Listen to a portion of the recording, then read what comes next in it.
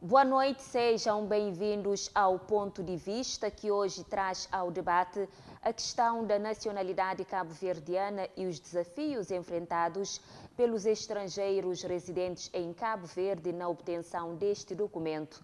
Ao longo do programa, vamos analisar as barreiras burocráticas, culturais e sociais que impactam esse processo, buscando também entender como os serviços nacionais podem aprimorar e tornar mais acessível o caminho para a cidadania e a integração em Cabo Verde. Tenho comigo no estúdio o José Viana, que é professor de profissão, é licenciado em Ciências da Educação, vertente Administração Escolar e Orientação Pedagógica, tem bacharelato em Literatura Portuguesa e Literatura Africana de Expressão Portuguesa e Brasileira. Também é presidente da Plataforma das Comunidades Africanas Residentes em Cabo Verde. É comissário da Comissão Nacional para os Direitos Humanos e para a Cidadania e membro do Mecanismo Nacional para a Prevenção de Tortura. Muito boa noite, José Viana. Seja bem-vindo ao programa Ponto de Vista. Muito boa noite, agradeço pelo convite e acho que esse convite me honra enquanto pessoa que acabou de descrever. Também, igualmente, com satisfação, passo a apresentar o Hilário Lopes, advogado e jurisconsulto, é licenciado em Direito, mestrando em Direito Público e atua maioritariamente nas áreas de Direito Laboral, Direito Empresarial e Direito Criminal. Muito boa noite, Hilário, e seja bem-vindo também ao programa. Muito boa noite. Aproveitamos para cumprimentar os telespectadores que nos assistem lá em casa e agradecer o convite para cá estar, para falarmos sobre as questões da nacionalidade.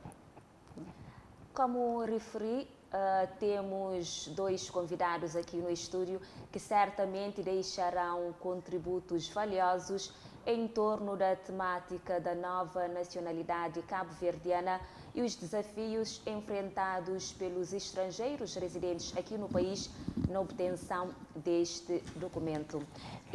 Vamos começar o nosso programa perguntando a si, José Viana, quais são os principais obstáculos enfrentados pelos estrangeiros no processo de obtenção da nacionalidade cabo-verdiana.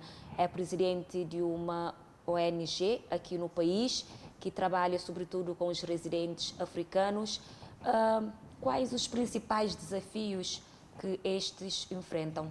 Para começar, gostava de fazer um pequeno resumo daquilo que é a missão da Plataforma das Comunidades Africanas.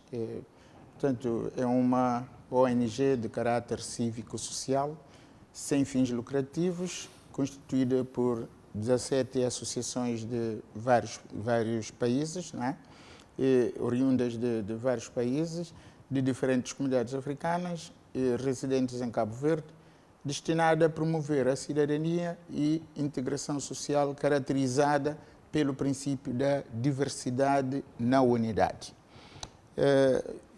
Tendo dito isso, os principais desafios que a população imigrada tem aqui para conseguir uma nacionalidade estava condicionada a uma lei de 90 que realmente não dava muita abertura e não dava muito espaço para que as pessoas pudessem realmente lutar pela nacionalidade e também reivindicar pelos seus direitos enquanto pessoa, porque a nacionalidade é um direito fundamental, e sendo assim um direito fundamental, não era necessário tanta luta para poder consegui-la. Mas os entraves que deparam, principalmente hoje já houve muita flexibilidade em relação a essa questão, é a questão da documentação.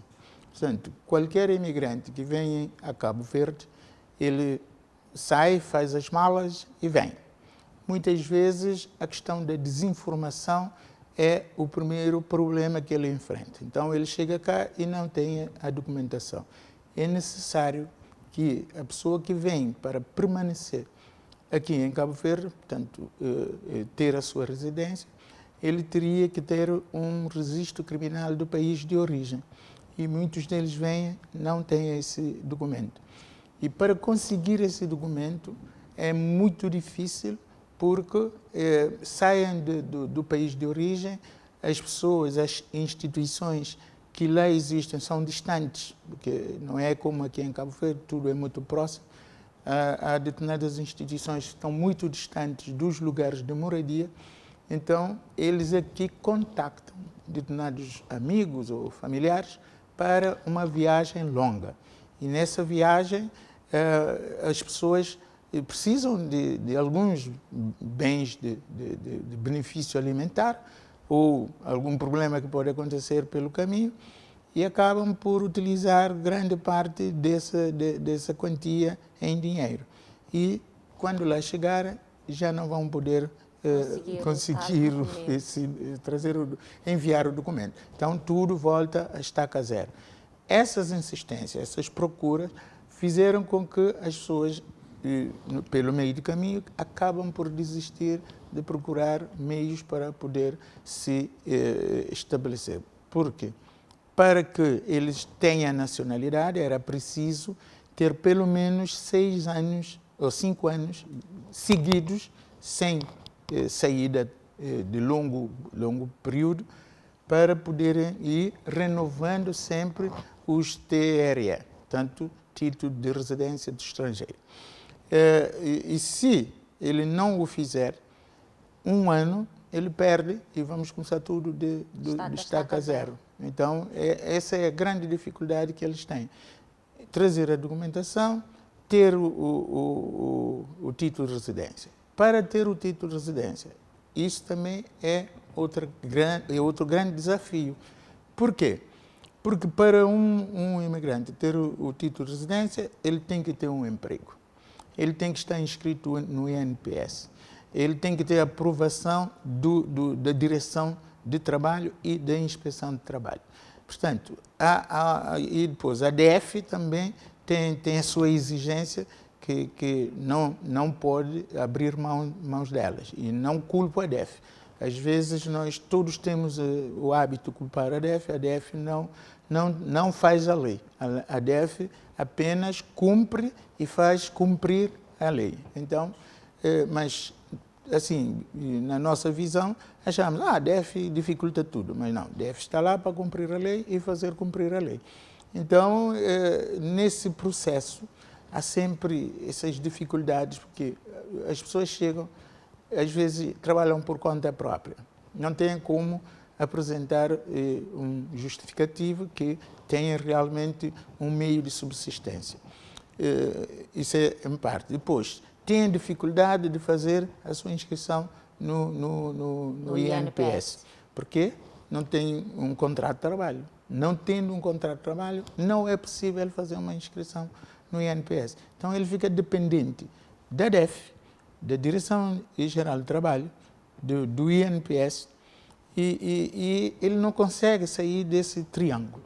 Levando a que muitos estejam na situação da ilegalidade. E é por esta razão, não é? E depois também, nós somos um país excessivamente ou especialmente para a imigração. Não tínhamos a experiência de imigração. Então, as primeiras leis que saíram eram leis feitas de acordo com o contexto na altura. Quantos imigrantes nós tínhamos? Um pouquinho, uma pequena porção, chega a uns 1.000, 2.000, mas depois, contextualizando e evoluindo e abrindo o fluxo, dado as condições, um governo estável, um governo que busca financiamento do exterior, e essas condições favorecem, aliciam a vinda dos nossos compatriotas da CDAO, da CPLP, a Cabo Verde, para poderem aproveitar oportunidades que não encontram no país de origem. Então, Cabo Verde também, verificando essa avalanche, esse fluxo migratório tão desenvolvido em pouco tempo, tinha que criar alguma lei para estancar um pouco. e a partir desse momento endureceu as leis. E esse endurecimento também provoca um pouco aquilo que acabou de dizer, de situações de pessoas que ficam numa situação de irregularidade. Agora pergunto ao Hilário Lopes, juridicamente, o que é que essa legislação traz, a nova legislação traz em termos da obtenção da nacionalidade cabo-verdiana e até que ponto a nacionalidade de origem e não nacionalidade impacta ou influencia nos cargos públicos e até a nível da candidatura à presidência da República? Bom, são duas questões. Duas questões em uma só. Sim. Para entrar em termos de alterações que se fizeram na lei da nacionalidade, nós diríamos primeiro que a nacionalidade, para poder entender, é um vínculo jurídico ou político que liga um indivíduo a um determinado Estado soberano. E é considerado um direito fundamental em praticamente todas as legislações, digamos, em todos os ordenamentos jurídicos, aí também a nível internacional.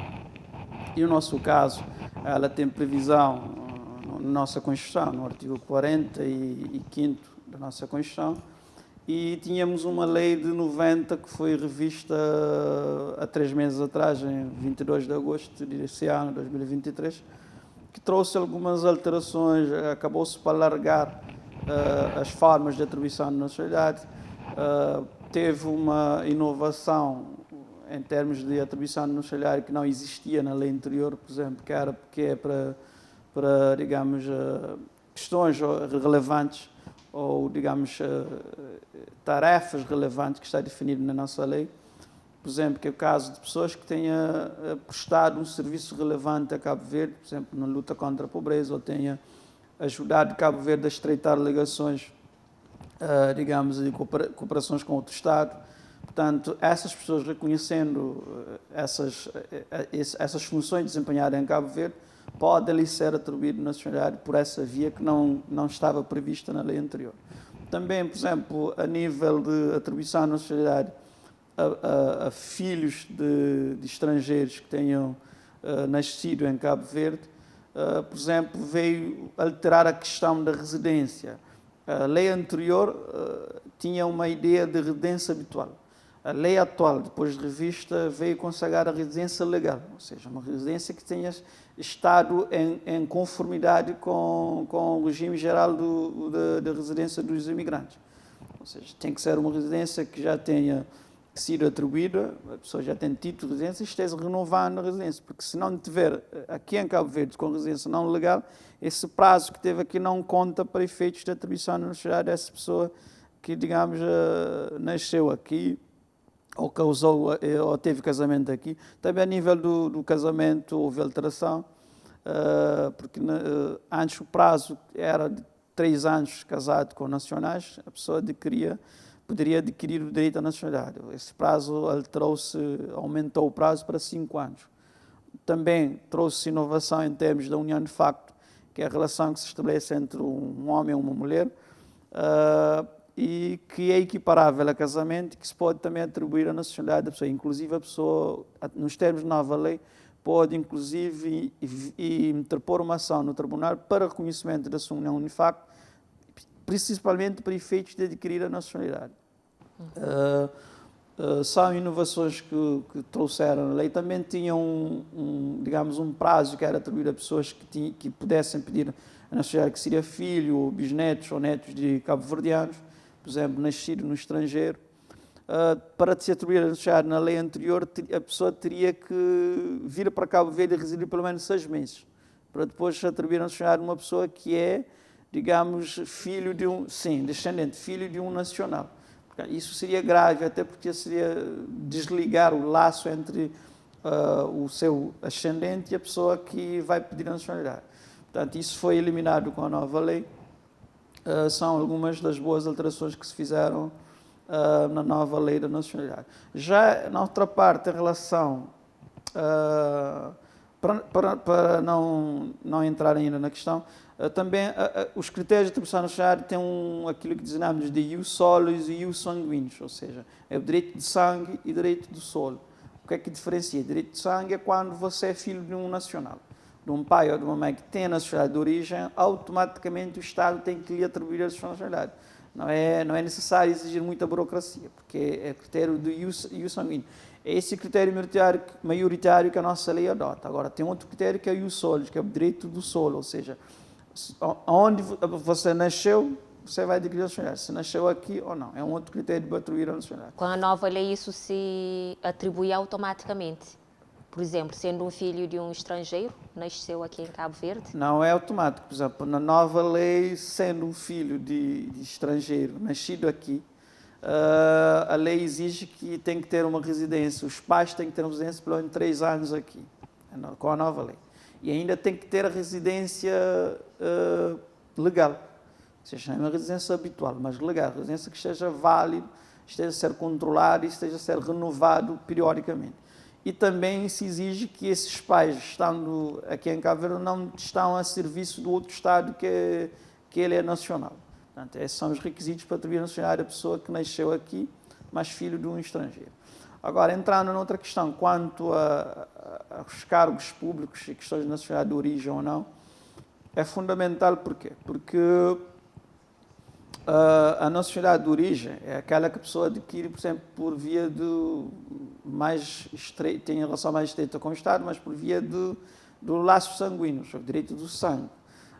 Eu, sendo filho de um pai ou mãe de nacionalidade de origem cabo-verdiana, eu adquiro a nacionalidade de origem.